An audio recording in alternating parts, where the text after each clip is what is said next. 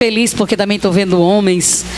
Isso é bom demais. Isso é sinal que hoje nós não temos mais problema, né, pastor?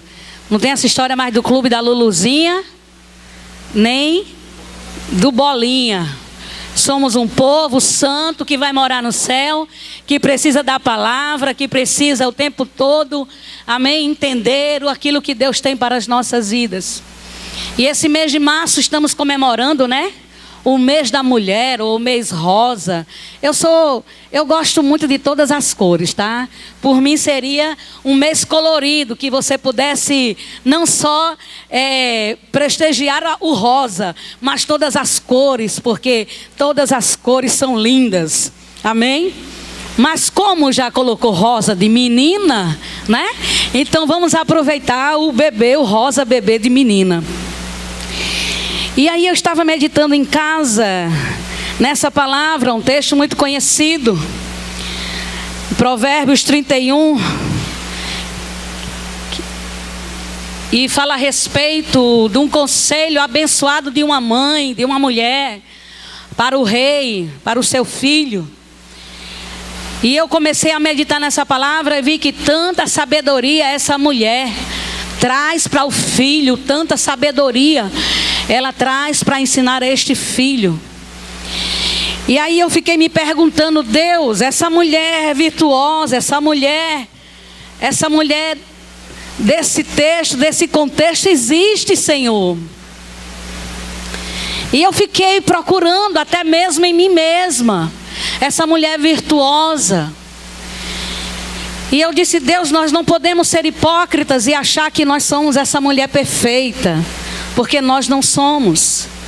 É verdade que Deus fez o homem perfeito, tudo que Deus fez foi perfeito, tudo que Deus fez foi bom, mas por causa do pecado foi arranhado a imagem de Deus em nós. Por causa do pecado entrou a nossa ignorância, né? Entrou as mulheres rebeldes, entrou também os homens rebeldes. Por causa do pecado muita coisa mudou e todo mundo sabe disso, que nem precisa a gente enumerar. Mas eu fiquei me perguntando, Deus, através dessa mulher, que aplicação eu posso tomar para a minha vida, num contexto em que, pleno século 21, nós ainda temos muita mortalidade de mulheres, muitas mulheres sendo ainda mortas, estupradas, muitas mulheres sendo espancadas, muitas mulheres, ó Deus amado, ainda ganhando menos, muitas mulheres querendo conquistar o seu espaço, mas de forma errada, muitas mulheres fazendo coisas que desagradam o Senhor, muitas mulheres com o corpo à mostra. Antigamente, eu lembro na época do meu pai, que meu pai disse, quando eu vi o tornozelo da sua mãe, eu fiquei doido. E ele dizia, nem tornozelo, mocotó. Era ou não era os mais antigos? Era ou não era? Gente, minha mãe disse que quando ela pegou uma calça comprida do meu tio, minha mãe tem 78 anos, vai fazer 79, que ela pegou uma calça comprida do meu tio na época dela e foi para um piquenique. Ela revolucionou Campina Grande. Uma calça comprida do meu tio. E porque mostrou o seu mocotó, pastor. O mocotó.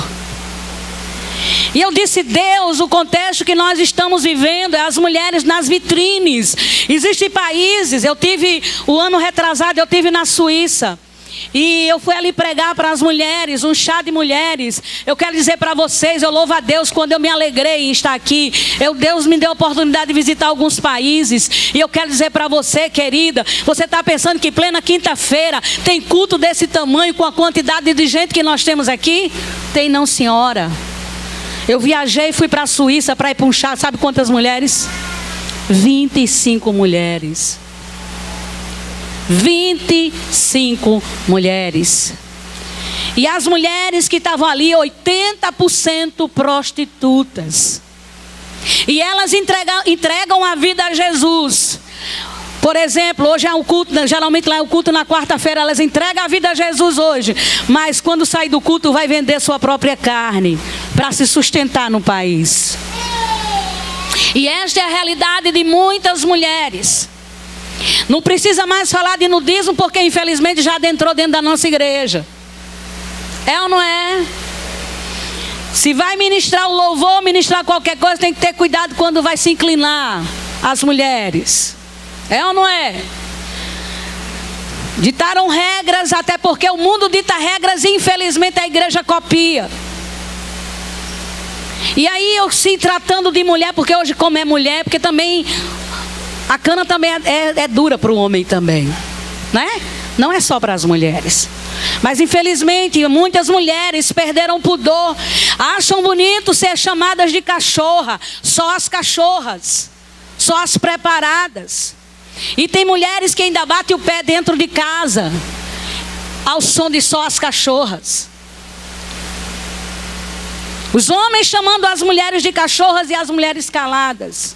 Mas eu quero dizer para você, querida, querido, que aqui tem mulher de Deus, aqui tem mulher que tem voz, aqui tem mulher que ora, e aqui tem mulher, com certeza são preparadas sim, mas na palavra do Senhor. Aleluia. E nós não vamos admitir os homens estar nos chamando de só as cachorras. Nós somos mulheres santas, nós somos mulheres separadas, nós somos mulheres chamadas, nós somos mulheres missionárias, missionárias sim, porque são as mulheres que estão fazendo a missão da última hora. Aleluia. E aí, eu acredito que Deus começa a orientar esta mãe, falando palavras abençoadoras para o rei Lemuel. E começa a dizer: que te direi, filho meu, ó filho do meu ventre? Que te direi, ó filho dos meus votos? Não deis às mulheres a tua força nem os teus caminhos, as quais destrói os reis. E aí ele vai descorrendo o texto, e aí chega lá no 10 e diz: mulher virtuosa, quem achará?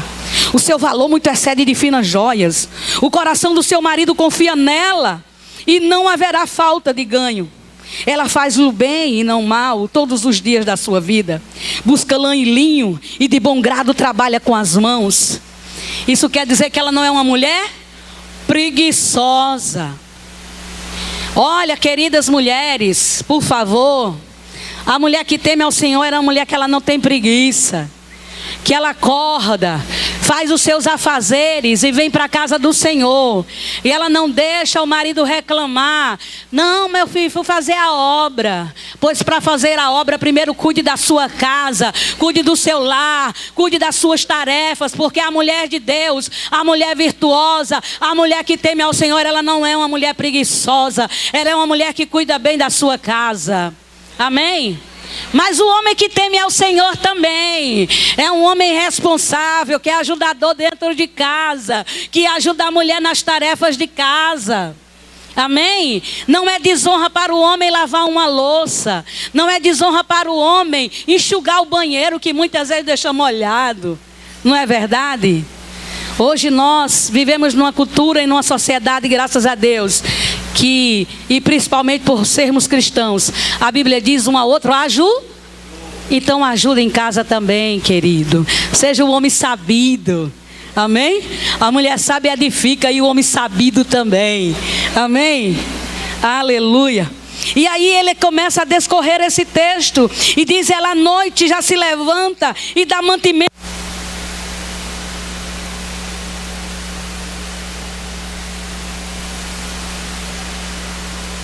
Som. Nem se preocupe, na época de Jesus não tinha bateria. Na época de Jesus todo mundo escutava Jesus. E aí ela se levantava de madrugada para dar mantimento à sua casa e a tarefa às suas servas. Ela era uma mulher inteligente. Mas aí eu vou discorrer mais. Lá na frente diz assim: abre mão ao aflito e ainda estende ao necessitado. Queridos, eu louvo a Deus pelas mulheres valorosas que Deus tem levantado, porque Deus tem levantado as mulheres guerreiras para fazer a obra social, não só da igreja, mas aonde Deus a manda. Amém? Sabe por quê? Eu me lembro que minha mãe muitas vezes colocava pessoas dentro da minha casa que ela nunca viu na vida. Infelizmente de uma forma errônea, porque minha mãe na época vivia no espiritismo e era aquela história de ler carta. De ler cartas. Mas minha mãe era uma pessoa que ajudava todo mundo. E eu trouxe isso para a minha vida. Minha mãe, se tivesse uma pessoa caída no meio da rua, minha mãe pegava essa pessoa e colocava dentro de casa, cuidava das feridas, dava de comer. E quando a pessoa ficava boa, aquela pessoa...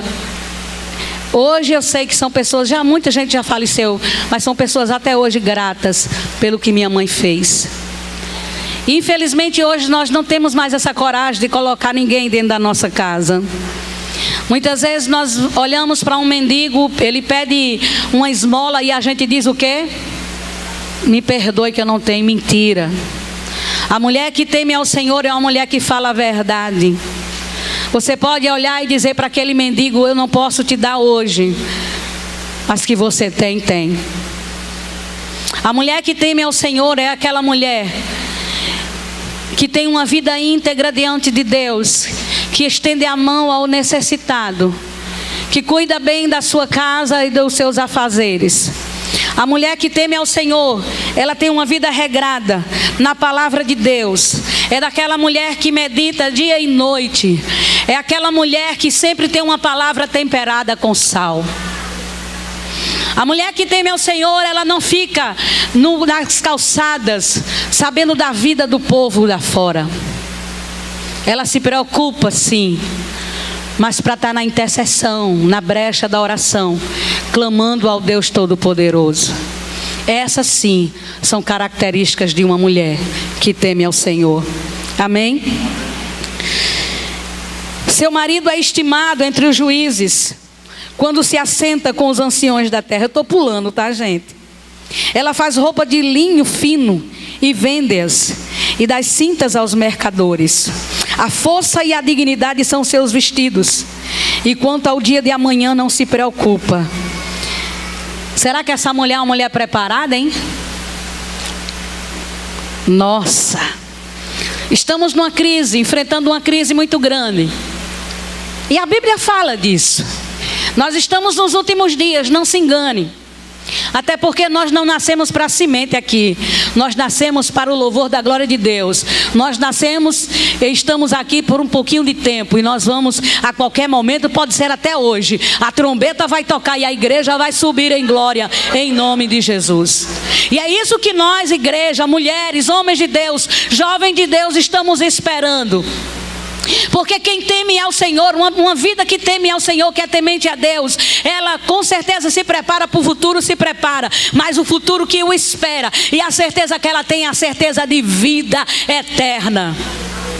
Precisamos estar preparados nessa crise, precisamos da sabedoria. Você vê que ela é uma pessoa sábia, ela fala com sabedoria, e a instrução da bondade está na sua língua, e atende ao bom andamento da sua casa. Por favor, mulheres, estamos em crise. Não faça contas que você não pode pagar. Estamos em dias difíceis. Sejam econômicas naquilo que vocês vão estar fazendo. Não sejam mulheres estragadas. Enquanto você joga comida fora, tem milhares de pessoas, principalmente os refugiados de guerra, crianças, velhos, mulheres, que ainda não comeram nada hoje.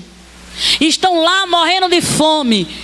Muitos países estão se mobilizando para ajudá-los. Mas nós, como igreja do Senhor, precisamos fazer alguma coisa. A mulher que teme ao Senhor, o homem que teme ao Senhor, ele se preocupa, porque é função nossa de olhar para aqueles que estão refugiados da guerra. É função nossa olhar para o nosso país e ver o caos que está o nosso governo. A mulher que teme ao Senhor, ela não cruza os braços, não. Ela está orando pela vida da presidente, sim. Errou. Tem muita corrupção? Tem. Mas a nossa obrigação é orarmos pela vida deles e pedir que Deus tenha um encontro pessoal com a vida de cada um deles.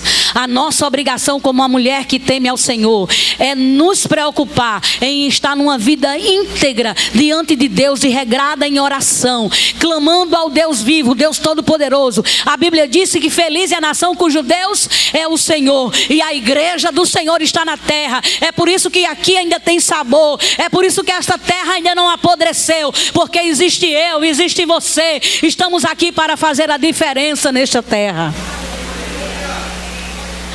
Está pegando fogo o mundo e vai pegar muito mais. A Bíblia diz isso. Você começa a estudar Apocalipse e você vê as coisas que ainda estão por vir e muitas coisas que já estão acontecendo.